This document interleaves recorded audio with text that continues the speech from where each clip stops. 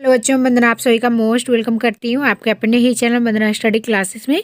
बच्चों, हम लोग आ चुके हैं अपनी कंटिन्यू क्लास लेकर। तो कंटिन्यू क्लास में हमारी चल रही थी क्लास 12 की आपकी बायोलॉजी प्रश्न बैंक 2022 का सॉल्यूशन। तो इस वीडियो में हम आपको इकाई 2 का चैप्टर 5 का सॉल्यूशन बताने वाले हैं। तो चैप्टर 5 में जो आपके वस्तुनिष्ठ प्रश्न थे वो हो गए हैं और रिक्त स्थान सही जोड़े और आपके 2 अंक की जो क्वेश्चन थे 2 अंक के आने थे वो भी कंप्लीट हो चुके हैं आंसर सहित। तो ये वीडियो अपलोड हो चुका है, अगर आपने नहीं देखा है तो ज़रूर देख लीजिएगा। लिंक आपको नीचे डिस्क्रिप्शन में मिल जाएगी, वहाँ से आप चेक कर लीजिएगा। ठीक, तो अब हम लोग स्टार्ट कर रहे हैं जो आपके 3 अंक की प्रश्न है। 3 अंक के प्रश्नों के उत्तर देखेंगे हम लोग। तो 3 अंक की प्रश्न आपके 3 अंक के हैं तो इनके आंसर भी आपके बड़े बड़े होंगे। तो पूरे के पूरे आपको जो 3 अंक के क्वेश्चन आपके आने वाले हैं उनका सॉल्यूशन मिलने वाला है। तो वीडियो में लास्ट तक जरूर बने रहिएगा। अगर वीडियो आपके लिए थोड़ा सा भी यूजफुल रहे तो बच्चों वीडियो को लाइक जरूर कर लें, चैनल को सब्सक्राइब कर लें, ज़्यादा से ज़्यादा अपने दोस्तों को फ्रेंड्स ग्रुप में ज़रूर शेयर करें ताकि आपके दोस्तों को भी ये सॉल्यूशन वीडियो मिल पाए। तो बच्चों, हमारी कंटिन्यू क्लास चल रही है जिसमें हमने बायोलॉजी का सॉल्यूशन करवाया प्रश्न बैंक का। इकाई फर्स्ट से लेकर इकाई 2 कंप्लीट होने जा रही थी। इकाई फर्स्ट में आपका अध्याय फर्स्ट, सेकंड, थर्ड और फोर्थ 4 चैप्टर थे जो पूरे के पूरे कंप्लीट हो चुके हैं। 2 अंक की, 3 अंक की, 4 अंक की क्वेश्चन साइड। ठीक, इसके बाद हमने इकाई 2 स्टार्ट किया है। इकाई 2 में आपका अध्याय है 5 जिसमें हम लोग कंप्लीट कर रहे हैं। 2 पार्ट आ चुके हैं, ये है आपका तीसरा पार्ट। तो तीसरा पार्ट भी आपका 3 अंक का है। हो सकता है इसका चौथा पार्ट भी आपको देखने को मिले जिसमें आपके 4 अंक के क्वेश्चन हो जाएंगे, उनके आंसर बताएंगे क्योंकि इनके जो क्वेश्चन है वो काफ़ी ज़्यादा बड़े बड़े हैं। तो बच्चों, इनके कई पार्ट आपको देखने को मिल सकते हैं।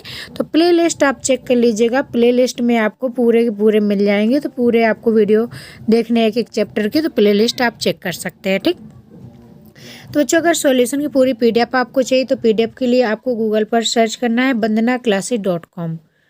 वंदनाक्लासेस.com हमारी वेबसाइट है। आपको हमारी वेबसाइट पर फुल सॉल्यूशन PDF ये वाली मिल जाएगी, आप वहाँ से डाउनलोड कर सकते हैं। कैसे डाउनलोड करना है इस पर भी हमने वीडियो बना दिया है, उसका क्लिप भी हम इसी वीडियो में एंड में ऐड कर देंगे तो आप देख लीजिएगा। ठीक, तो प्रश्न बैंक अगर डाउनलोड करने में कोई दिक्कत आ रही है तो आप कमेंट करके ज़रूर बताइएगा, उसका भी सॉल्यूशन हम आपको बताएंगे कि क्या दिक्कत है आपको, आप ज़रूर बताइएगा। ठीक, चलिए स्टार्ट करते हैं 3 अंक के प्रश्नों के उत्तर। तो आप लोग कमेंट कर रहे थे कि मैम प्रश्न बैंक से आएगा, तो जी हाँ, प्रश्न बैंक से आपका जो पेपर आता है वो 90% तक बनता है क्योंकि ये आपका MP बोर्ड के द्वारा ऑफिशियल जारी किए जाते हैं, इसी से ही आपका पेपर बनाया जाता है। ठीक, तो सारे क्वेश्चन आपको इसी से देखने को मिल सकते हैं। तो पूरे पूरे जो आपके 2 अंक के हैं, 3 अंक के हैं, 4 अंक के हैं, सारे क्वेश्चन के आंसर आपको अच्छे से पढ़ लेना है, एक बार तैयार कर लेना है। ठीक, तो पहला क्वेश्चन है आपका मेंडल के पृथक्करण के नियम को उदाहरण सहित लिखिए। क्वेश्चन फर्स्ट है आपका मेंडल के पृथक्करण के नियम को उदाहरण सहित लिखिए। ठीक, तो मेंडल का पृथक्करण का नियम क्या होता है इसको उदाहरण सहित आपको समझाना है, बताना है। 3 नंबर का क्वेश्चन है तो पूरा आपको उदाहरण सहित लिखना है, तभी आपको पूरे नंबर मिलेंगे। ठीक, तो मेंडल ने जो नियम दिए थे वो एक इनका प्रभाविता का नियम है, एक पृथक्करण का नियम है। पृथक्करण के नियम को ही शुद्धता का नियम भी कहते हैं। ठीक, तो ये आपको याद रखना है। ठीक, चलिए इसका आंसर देख लेते हैं आपको कैसे लिखना है। तो इसका आंसर आपको लिखना है कि मेंडल का जो पृथक्करण का नियम है वो परिभाषित करना है।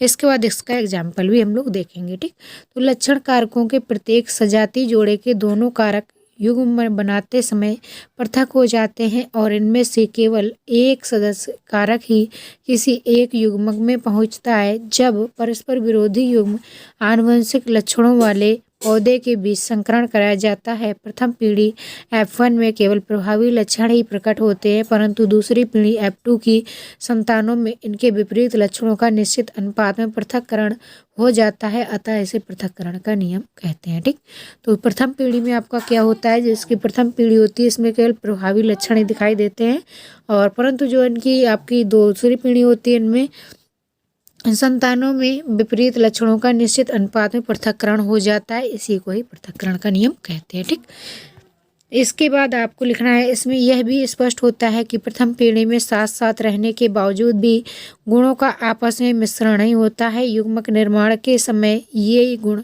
पृथक हो जाते हैं और युग्मकों की शुद्धता बनी रहती है।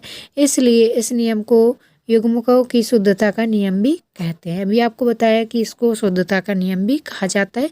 क्यों कहते हैं ये भी आपको लिख देना है। ठीक, इसका उदाहरण आपको लिखना है कि मेंडल ने जो प्रयोग किया था वो मटर के पौधे पर किया था, तो इसमें प्रभाविता का नियम किस तरह से लागू होता है, तो उदाहरण सहित आपको परिभाषित करना, तभी आपको पूरे नंबर मिलेंगे। तो जब मटर की एक पौधे का जिसमें लाल पुष्प होते हैं सफ़ेद पुष्प से संकरण कराया जाता है तो F1 पीढ़ी में केवल लाल पुष्प वाले पौधे उत्पन्न होते हैं। जब यदि F1 पीढ़ी के पौधों में स्वपरागण कराया जाता है तो F2 के पौधे दोनों प्रकार लाल व सफ़ेद पुष्प वाले उत्पन्न होते हैं। लाल व एवं सफ़ेद पुष्प के बीच जो आपका अनुपात होता है वो 3:1 का अनुपात पाया जाता है। ठीक, तो इस तरीके से आपको लिख देना है कि ये आपका क्या होता है जब आप क्या करते हैं सफ़ेद पुष्प से। वंदना, आप सभी का मोस्ट वेलकम करती हूँ आपके अपने ही चैनल वंदना स्टडी क्लासेस में। बच्चों, इस वीडियो में हम आपको बताने वाले हैं कि आपको प्रश्न बैंक का सॉल्यूशन कैसे डाउनलोड करना है। तो बच्चों, आप लोग काफ़ी लोग कमेंट कर रहे थे कि मैम पूरी सॉल्यूशन की PDF हमको चाहिए, तो PDF कैसे मिल पाएगी, तो पूरी PDF आपको कैसे डाउनलोड करना है इस वीडियो में आपको पूरी जानकारी देने वाले हैं। तो वीडियो में लास्ट तक जरूर बने रहेगा। अगर वीडियो आपके लिए थोड़ा सा यूजफुल रहे तो वीडियो को लाइक ज़रूर कर लें, चैनल को सब्सक्राइब कर लें, ज़्यादा से ज़्यादा अपने दोस्तों को फ्रेंड्स ग्रुप में ज़रूर शेयर कर दें ताकि आपके दोस्तों को भी ये जानकारी मिल पाए कि प्रश्न बैंक सॉल्यूशन कैसे डाउनलोड करना है। ठीक, तो बच्चों पूरे के पूरे हमने प्रश्न बैंक आपको कंप्लीट करवा दिए हैं। तो चैप्टर आपका फर्स्ट से लेकर क्लास 12 बायोलॉजी का first, second, third, fourth, fifth तक पूरे कंप्लीट हो गए हैं, यानी कि इकाई फर्स्ट आपकी कंप्लीट पूरी हो गई है, इकाई 2 भी आपकी कंप्लीट हो रही है। ठीक, तो पूरी आपको PDF चाहिए तो आपको कैसे डाउनलोड करना है तो चलिए देख लेते हैं। सबसे पहले कोई भी आपका ब्राउज़र ओपन कर लेना है, गूगल या फिर क्रोम। जैसे ही आप गूगल पर सर्च करेंगे वंदनाक्लासेस.com, ये हमारी वेबसाइट है। तो आपको पहले क्या करना है, यहाँ पर आपको लिखना है प्रश्न बैंक सॉल्यूशन। ठीक, प्रश्न बैंक 2022 सॉल्यूशन वंदनाक्लासेस.com, यहाँ पर हमारा नाम लिख देना है आपको वेबसाइट का। ठीक, वंदनाक्लासेस.com।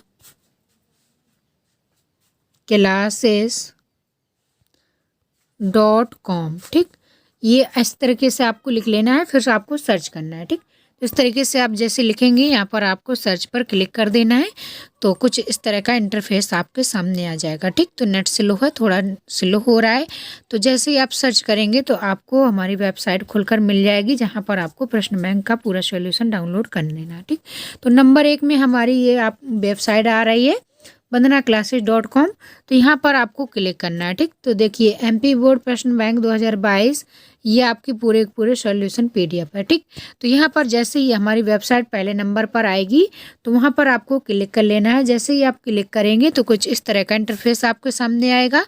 तो अभी रुक जाइए, ओपन हो रहा है। जैसे ही ओपन हो जाएगा तो आपको पूरी PDF मिल जाएगी, वहाँ से आपको डाउनलोड करना है। ठीक, ये देखिए कुछ इस तरह का इंटरफेस आपके सामने आ जाएगा।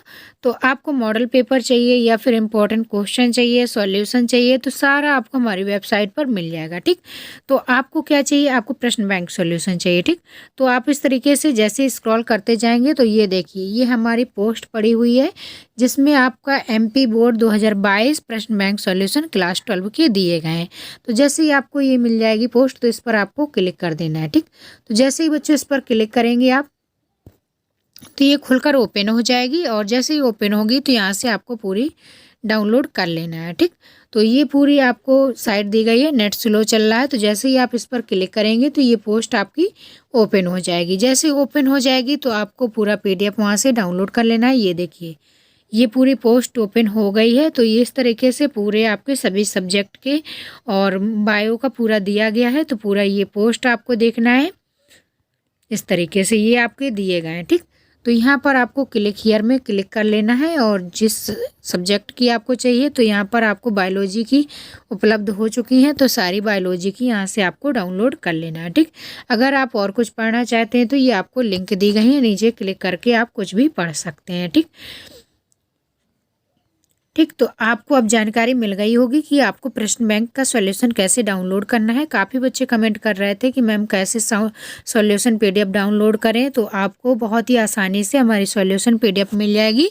हमारी वेबसाइट से आपको डाउनलोड कर लेना है। सबसे पहले आपको प्रश्न बैंक सॉल्यूशन डाल देना है 2022 का, और हमारी वेबसाइट का नाम ज़रूर डालें वंदनाक्लासेस.com। ठीक, वंदनाक्लासेस.com आप नाम डालेंगे। जैसे ही आप नाम डाल देंगे हमारा साथ में, तो पूरी PDF आपको फुल सॉल्यूशन की मिल जाएगी, वहाँ से आप डाउनलोड कर लीजिएगा। तो चलिए बच्चों, मिलेंगे नेक्स्ट वीडियो में, तब तक के लिए बाय बाय।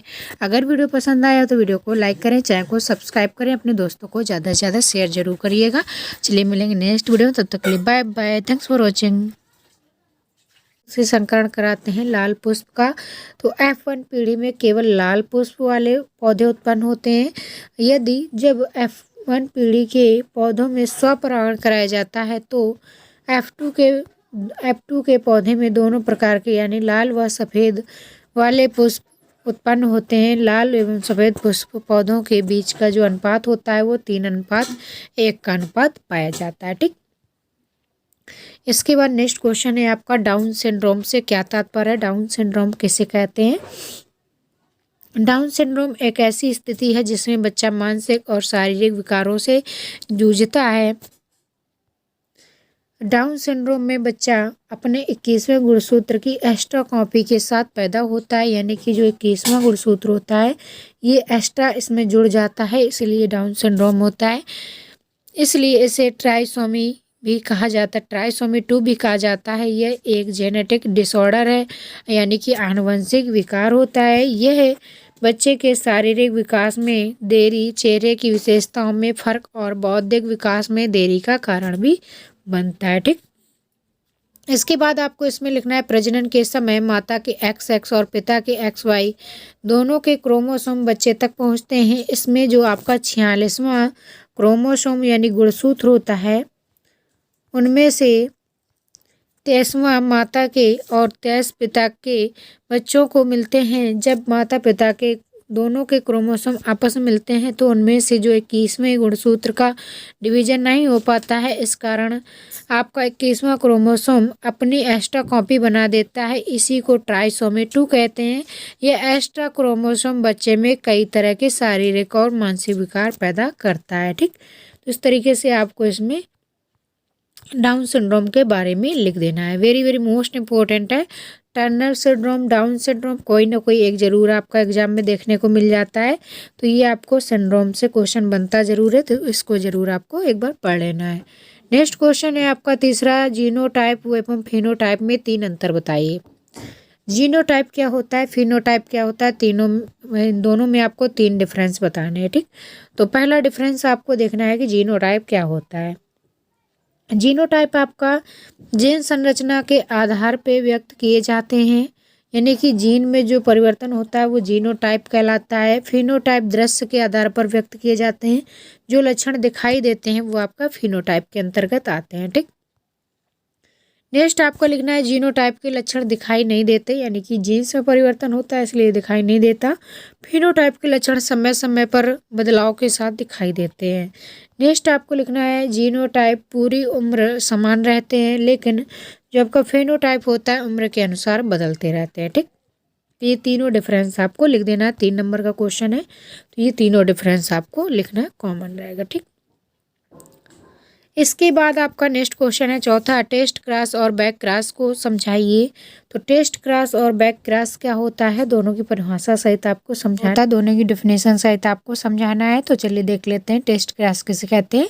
जब F पीढ़ी के संकर पौधे की समयुग्मजी अप्रभावी जनक से क्रॉस कराते हैं तो उसे टेस्ट क्रॉस कहते हैं। इसे टेस्ट क्रॉस इसलिए कहा जाता है कि इस प्रकार के क्रॉस से यह पता चलता है कि संकर पौधों में प्रभावी लक्षण विषम युग्मजीय स्थिति के चलते हैं या समयुग्मजीय स्थिति के चलते हैं, इसका पता लगाया जाता है। ठीक, नेक्स्ट है आपका बैक क्रॉस किसे कहते हैं। तो बैक क्रॉस की परिभाषा भी आपको देना है।